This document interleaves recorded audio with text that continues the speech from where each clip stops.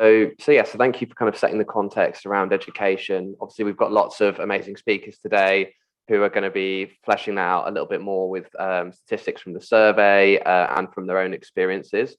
But what I really want to do is kind of maybe take a step back and maybe identify some of those things that we're up against, particularly in terms of nutrition, in terms of health status, nutrition in teenagers, and also kind of what they know about nutrition and where their influences come from, and kind of more generally where we can have an influence in school and in their learning experience. So nutrition is obviously really, really important during childhood and adolescence because it's a time of physical and mental development at an accelerating rate, particularly during puberty. And what this means is obviously these children have a massive increase in nutrient requirements over a very short period of time. You also see that there is an increased distinction between certain nutrients that boys and girls may need more of as they get older in different amounts. And so this can be more difficult when thinking about things like vitamins and minerals and making sure that intake's adequate for everybody in the teenage population. And we also know that many markers of health status in teenagers are of concern. And we know that generally the diet quality of teenagers tends to be quite poor. And there is some correction for that in adulthood, but a lot of the health issues that happen in some teenagers do also carry on into adulthood as well. So it's a really, really important time to try and increase nutrition knowledge and enable these pupils to sort of take control of their own nutrition alongside cooking and learning in the classroom. So just some statistics here. So 1 in 5 children are obese by year 6. And this number tends to steadily increase throughout the teenage years as well. So we can see on this graph on the right that between 2017 and 2019, the proportions of year 6 children who are overweight, obese, or severely obese has continued to slowly increase. So although there are a lot of measures currently in place trying to mitigate this, there's clearly still more that can be done. And educating children early about nutrition and health and being able to apply that to their learning and to their everyday life might be something that can really help against this.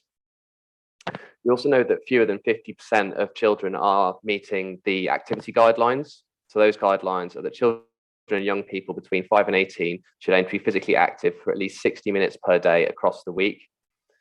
So fewer than 50% of these children meet these guidelines compared to 67% of adults. And we also know as well the differences between boys and girls, that boys are typically on average a little bit more physically active than girls as well. So there's something to be said there about maybe targeting girls a bit more in terms of activity there. And also when we factor in for deprivation, we know that more deprived children have a much higher rate of obesity and overweight. And as they get older, this gap tends to increase as well. So for example, data from the National Childhood Measurement Programme showed that in the most deprived areas, 27.5% of children by year 6 were considered obese, whereas in the least deprived areas, this was around 12%. Now, obviously, 12% is still far too high, but there's definitely something to be considered there with different areas and different levels of deprivation in the country. So government and other non-governmental organisations are taking steps to try and mitigate this issue, particularly in children.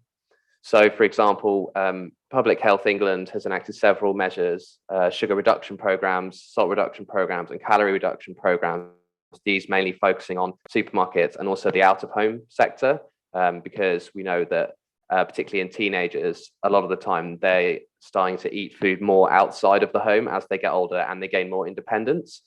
So these kind of things are really important for targeting that age group. And also the childhood obesity plan, which is still ongoing, and there's new restrictions coming in. For example, there are rules to introduce a 9 p.m. watershed for foods that are high in fat, salt and sugar for next year. And there's also more legislation around the promotion of high fat, salt and sugar foods in stores that are on promotion. So there'll be certain buy one get one free promotions, for example, that may not be allowed, or placements within the store could also be limited. So One example here of a broadly successful measure is the soft drinks industry levy. So this was essentially a tax on sugary drinks that had above a certain level of sugar. And you can see here on the graph to the left, so this is National Diet and Nutrition Survey data. And you can see that there is a steady decline of the red bars, which is the drinks intake, sugary drinks intake per day, and also the free sugar intake per day. So there was a gradual decline anyway, but at the time where the levy was announced, there was a massive drop from manufacturers in terms of how much they were putting in drinks, and that led to an immediate reduction in free sugar intake. And that's really important, both in terms of maintaining healthy weight, but also in terms of dental health, which is something that a lot of the time kind of gets forgotten when we're talking about health in young people. So in terms of the broader kind of food groups, so some pretty shocking statistics here, unfortunately, for 11 to 18-year-olds. And like I say, it does improve a little bit into adulthood in general, but not enough. And we know that these patterns tend to carry on into adulthood. So for 11 to 18-year-olds, only 12% getting their 5 a day of fruit and veg, 4% getting the recommended amount of fiber, and only 2 grams of average oily fish eaten per day. So in context, that's about 10% of the recommended amount of oily fish per week. What you do see when you look at the data for these is that there tend to be quite large number of children at the extremes as well. So you'll see that there are certain children who are massively overachieving and meeting these recommendations, and a large number that are really, really nowhere near. And so trying to sort of identify those, again, a lot of it's linked to things like deprivation, but also linked to nutrition knowledge. And that's really, really important to identify. Just some quick caveats in terms of the oily fish. So the recommendations are for 2 portions of fish a week, one of which should be oily. And that's the general recommendation. But just bear in mind that there are some specific caveats for children. So for fish, children under the age of 16 should avoid eating shark, swordfish, or marlin. I'm sure that not many of you are cooking those in schools, but it's just worth bearing in mind, just because these fish tend to accumulate mercury, and this can be harmful to children. And in terms of oily fish, you could give boys up to 4 portions a week, but it's best to give girls no more than 2 portions. And this is because oily fish tend to have low levels of pollutants, and these could cause build up in the body, particularly in young girls, and may harm an unborn baby during a future pregnancy. Sounds scary, but obviously these are just at higher intakes, but it's just something to bear in mind. But if people are sticking to the recommendations, this shouldn't be an issue for children. So the research in general, therefore, suggests that the overall dietary quality in UK adolescents is poor, and that their food choices tend not to be diverse. So this is a period of dramatic change, particularly when children are moving between schools, gaining more independence, going through puberty, and starting to get a lot of challenges in their life. So it can be difficult to intervene at this point, but it's a really, really important period for development. And in terms of learning, sort of being able to engage children in learning at that age is super, super useful in terms of getting them to improve their own health as well as their academic standards. So just quick notes on vitamins and minerals. So as I said, the nutrient requirement is really, really high in adolescence.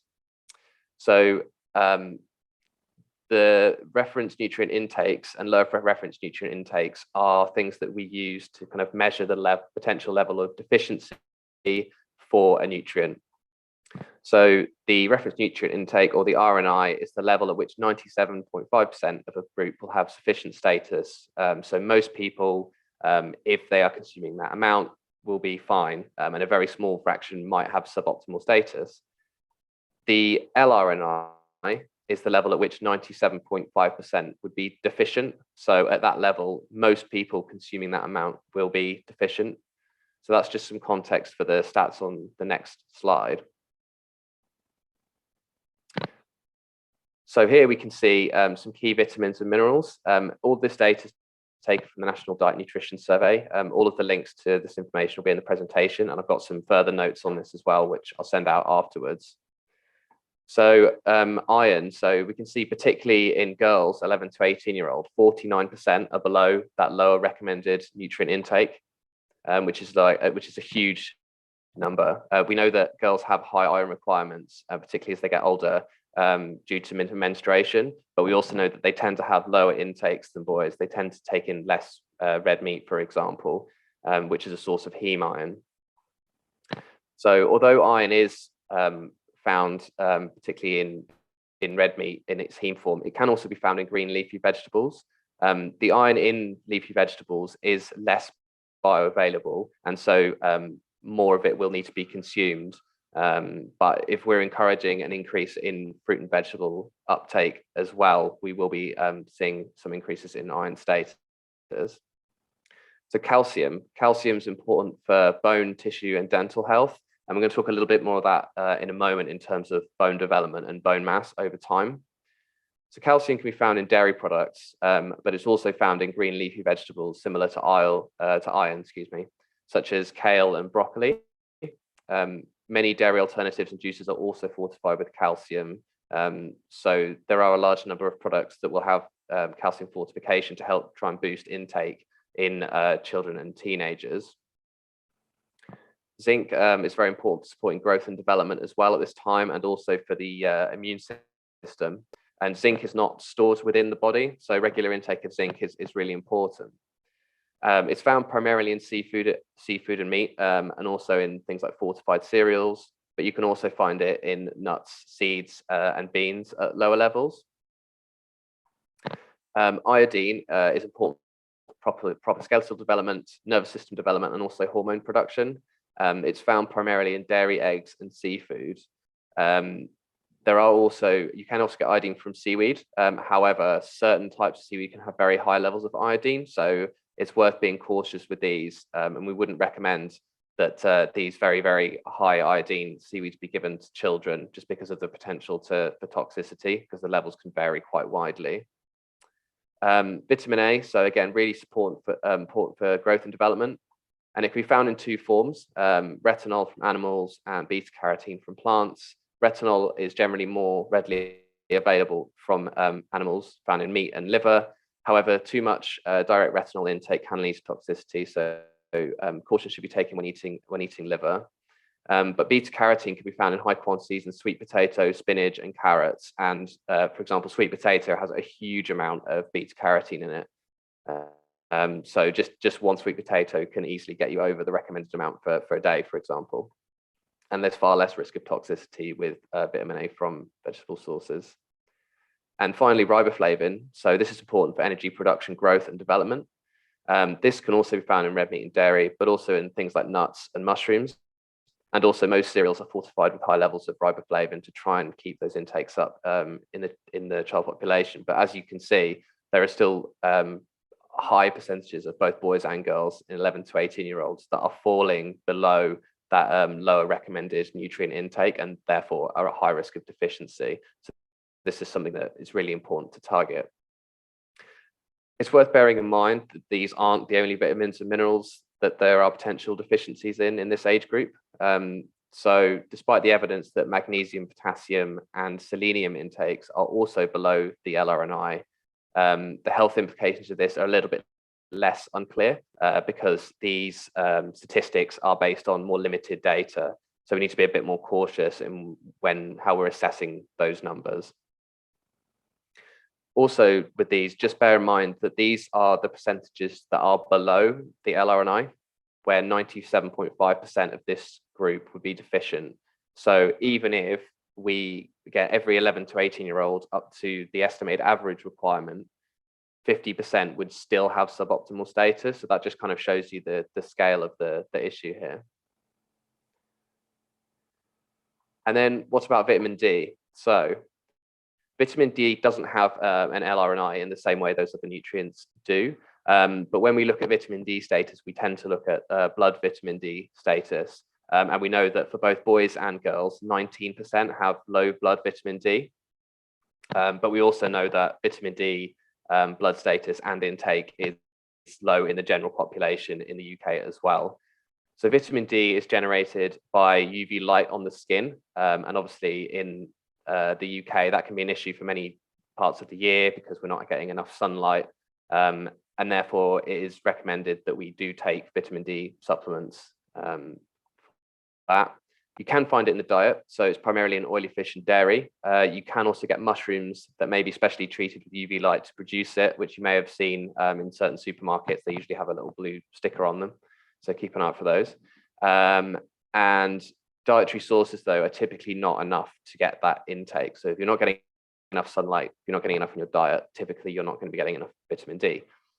So we are now all recommended through updated guidelines to take vitamin D supplements. And again, the whole population has an issue with this. It's very, very important at the younger ages. So what vitamin D does, or one of its functions, is to help regulate the amount of calcium in the body. And this is really important to keep bones, teeth, and muscles healthy. So as we know, a severe lack of vitamin D can lead to deformities such as rickets in children, and also more rapid degradation of bone in adulthoods, which can lead to osteomalacia and osteoporosis. So if we look at the graph here, so this is showing the accumulation and the loss of bone mass. So you can see there's a massive spike during kind of childhood into late teens. And then once we've hit the age of about 20, that's it, that's our peak bone mass. And from there, it's a gradual decline. But we know that if we have suboptimal lifestyle factors, and that includes a lack of nutrients like calcium and like vitamin D that work together to promote the formation of bone in the early years, that the peak bone mass is much lower. And what that can then lead to in much later life is then lower bone mass and a higher risk of osteoporosis. So these kind of nutrient implications in teenage years may not manifest into a problem until people are hitting 50 or 60 years old. And it's more of a problem in women as well because their peak bone mass is typically lower than men. So it's especially important that young girls are getting enough of these nutrients. So let's think about eating habits throughout the teenage years. Why is there an issue once we kind of hit these age groups with dietary quality decreasing? So we know that there's less influence from parents and more influence from peers as children get older. So as they enter secondary school and they have a little bit more independence and freedom to make food choices, they have lots of different outside influences other than their parents, for example. They have easier access to nutrient poor foods, particularly if they're let out of school to purchase their own foods. And also they have a propensity to overeat foods high in fat, sugars, and salt. And this is partly driven just by their massively increased energy needs as they grow rapidly. And there are lots of other influences as well, particularly in our modern environment. So peer pressure is a really important one. Body image, and this can be exacerbated by things like celebrity influencers on Instagram and unrealistic expectations of teenagers. There are also issues with fad diets, which tend to float around quite a lot in those kind of areas. Weight loss aids, which in most cases don't work, or in some cases can actually be quite dangerous. Bad dietary practice, things like skipping meals, for example, and also things like lack of sleep. And we know that a lack of sleep can be tied to poor food choices as well.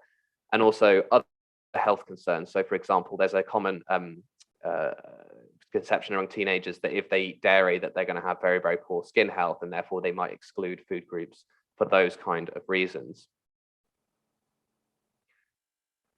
So how can we support teenagers in school? So I'm just going to provide some very kind of like top level information here. I know that obviously the other speakers later are going to be providing huge swaths of data, and they're going to have a wealth of teaching experience to get into the specifics. But just kind of 4 main things here. So inform, apply, support, and engage with pupils. So informing. So the first thing about informing is just to cement the basics of food and nutrition.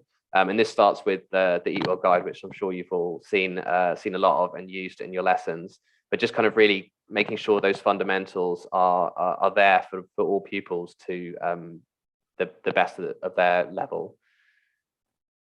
Then making sure nutrition knowledge is applicable is also really, really important. So this is making sure it's applicable both inside the classroom for their academic learning, but also outside for their daily life as well. Information needs to be presented in a memorable way.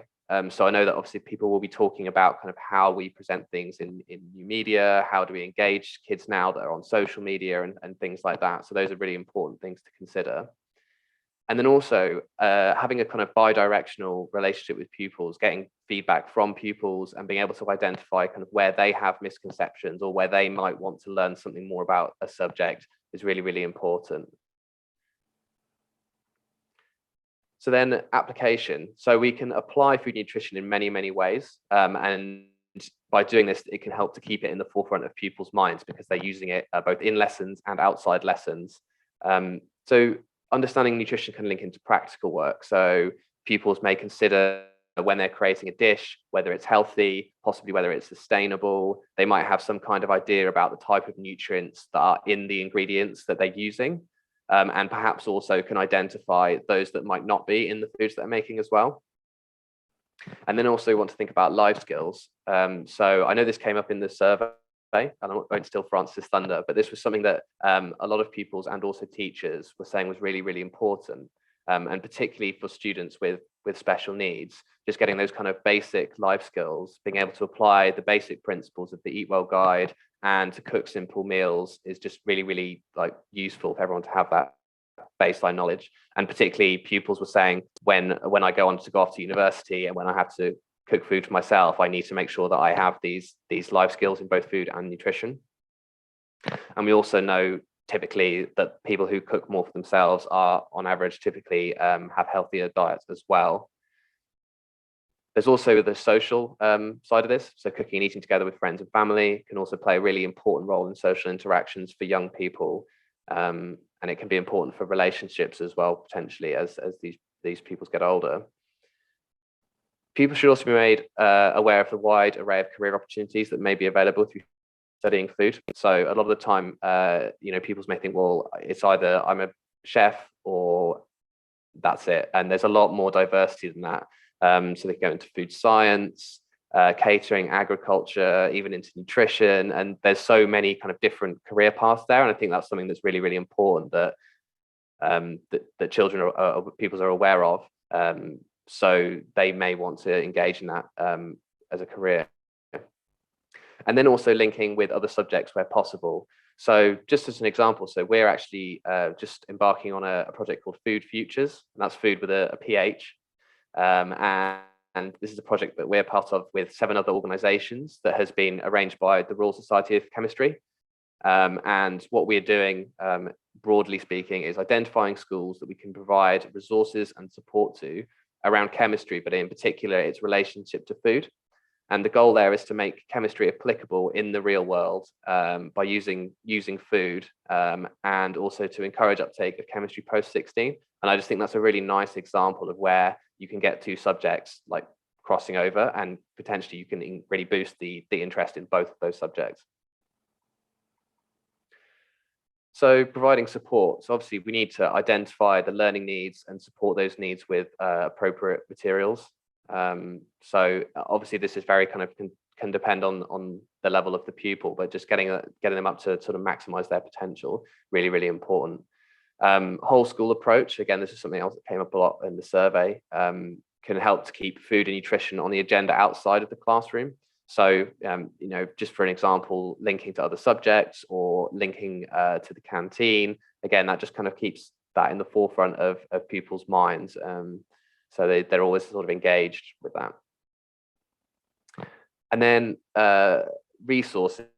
So the main thing to be aware of is just to be selective with resources to ensure that they're evidence-based. So we know that teenagers are getting a lot of mixed information, particularly from social media. So it's really, really important more than ever to kind of combat those misconceptions with accurate information, and also using kind of more digital technologies, as Roy said, things like Zoom, getting pupils to create PowerPoint presentations, for example, and or even videos, and kind of using that technology. And then so the last one is engagement. So we need to foster engagement as early as possible. So this starts in the very, very early years, and it continues onto the later years, because I've said those habits from the early years do track through into adulthood. So engagement can relate to both being in the classroom, but also to non-academic interactions. And this is kind of where we're talking about that whole school food approach, or when pupils are going home and they're eating with their parents, or whether they're engaging with parents about what they've done at school. And engaging parents in that home situation is also really, really important. There are so many other opportunities as well outside the classroom. So we talked about the canteen, but there's also things potentially like breakfast clubs, after school activities, or kind of reward-based food practices as well. And it's important that to be aware of people's prior experience with negative learning experiences. So we know from research that if pupils have had negative learning experiences in the past, these tend to kind of exacerbate themselves in a cycle, whereas those that have had more positive learning experiences tend to kind of throw themselves into the next work they have to do a bit more, and therefore they'll have more positive experiences. So it's trying to sort of identify those pupils that might be in need of being a bit more uplifted and having those more positive experiences to keep that cycle going. And then also, pupils should own their learning where possible. And I think that there actually is quite a high demand for this in pupils as well. This is something else that I think Francis will touch on later, is that a lot of pupils felt they really wanted independence, and they really kind of valued that, particularly in a practical setting. So obviously we need to provide support, but to enable pupils to kind of have some independence and own their own learning as well.